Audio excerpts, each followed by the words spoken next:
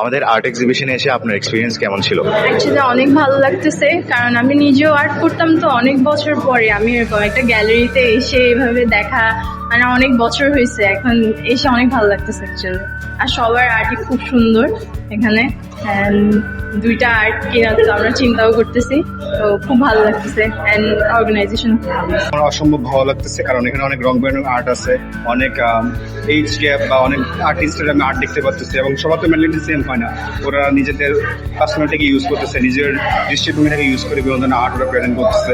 তো খুবই সুন্দর সুন্দর আর্ট এখানে আছে, আমার অবশ্যই খুবই ভালো লাগতেছে এখানে এসে। ভালো লাগছে, এখানে অনেক বিভিন্ন ধরনের আর্ট দেখতে পাচ্ছি, আনকমন, ইউনিক আর অনেকটা ভাবনীয় আর্ট।